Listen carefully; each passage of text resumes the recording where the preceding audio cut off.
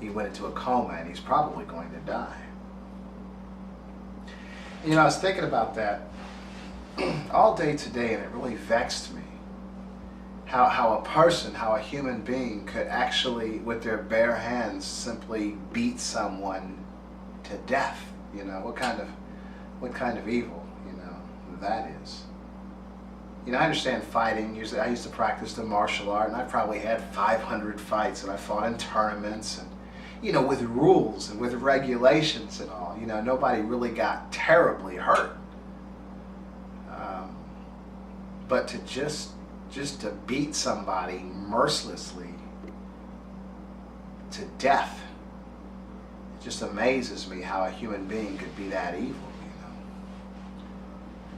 And we just participate in so much evil. There's some American GIs on trial for having calculated a rape, murdering the family of the girl, 13-year-old girl, then raping her, then shooting her and setting her on fire, you know. What kind of evil, you know? And you'd want to think, well, that was the only incident, but you know, that's like, remember the Rodney King video? You know, well, that was the only time the LAPD had ever done something like that. Wrong. That was the only time they got caught. So you know, I'm afraid that even with this young girl, 13-year-old girl's plight as far as being abused, so they were simply the ones that got caught. And these are just some examples, but all over the world there are terrible, terrible things going on. You know, human beings suffering at the hands of other human beings. And you know, for me personally, I think, you know, we often debate, you know, the existence of God, and you know, we wonder how such things could happen, you know, if there were no God. And we talk about, you know, maybe children being sick and terminally ill and suffering, and people suffering, and why would God let these things happen, you know? But then consider the evil that's done to men at the hands of other men. It can be just terrible. And it is terrible. And oftentimes those of us who hold these debates and these philosophical thoughts and theological discussions, you know, most of the time we're not really the ones suffering.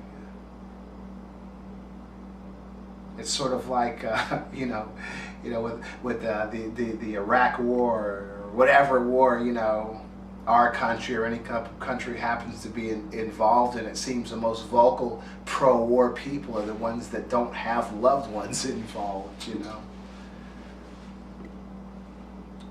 So when we're talking about, you know, the existence of God or the non-existence of God in the comfort of in front of our own cameras and our and our computer systems and our video cameras, you know, it's amazing how we can discuss, you know, such things in depth, you know, from whatever side we're coming on, and people are out there really suffering through things. And, you know, it's very interesting is that sometimes when we observe, you know, the sufferings of people, you know, we can even begin to question the existence of God. But I guess the question would be really to ask the individual who's actually doing the suffering how they feel about God. I think even, you know, when it comes to suffering, and I don't mean simply an accident and an inconvenience, even losing a leg is an inconvenience, but I mean real suffering and pain and suffering.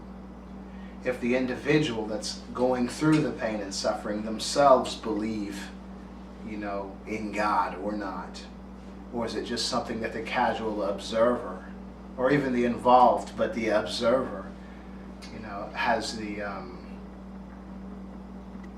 time to sit back and contemplate whether or not they choose to believe a God exists or not. I don't know.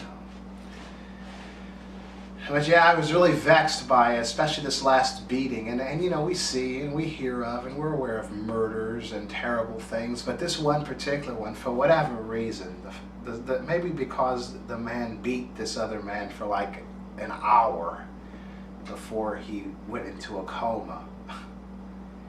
It just amazed me how wicked and how evil we can be one to another. Now for me personally, okay, because I do believe in a creator, a deity, that it doesn't cause me to question, God's existence. For me, even as I think deeply about this terrible situation, I begin to think, that this might even, the evil, that such terrible and heinous evil that human beings can perpetrate against or on each other, it almost leads me to have to know that there is a God, because there's like a nemesis of God or an anti-God, or to me God creator would be love. I correlate maybe the creator the best that I can as a human to the Father, and my creation would be my children, and the love that a father, a normal or a sane father would have for his children. And I try to kind of understand maybe what a creator, a God, may have toward his creation. And I think that the creator must love the creation, and for such heinous acts. I know this is I'm going somewhere. I'm just thinking out loud right now, because I'm really, really troubled by how evil, how terrible we can be. And I've lived in Europe, I've lived in Asia, all of the United States. I mean, it's not like I haven't seen this before, but for some reason, it has just vexed me. And I think that there must be a God. There must be a creator with good intentions, with good intent for the creator's creation, in order for there to be something like this terrible evil to exist. I don't even know if I can explain really what I'm thinking right now, but it seems to me that if we were just like random creation, as those that don't believe in the creation, and that's okay, this really isn't an argument, but I'm just thinking out loud.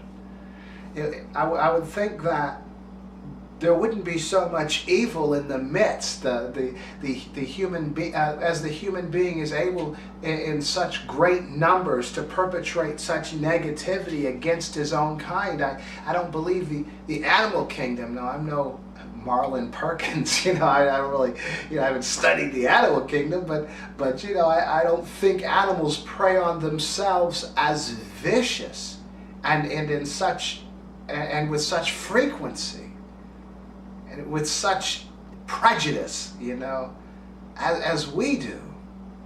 And so it almost, to me, shows me that there is something within the soul, and I'm using the word soul, just trying to create a human difference between the human and the animal, that we could even be so evil toward each other. Kind of shows me that there's a difference between man and the rest of the animals, that we're not simply random had happened, because if that were the case, I don't believe that we would be so evil toward each other. So terribly evil, so terribly cruel. This transcends survival of the fittest,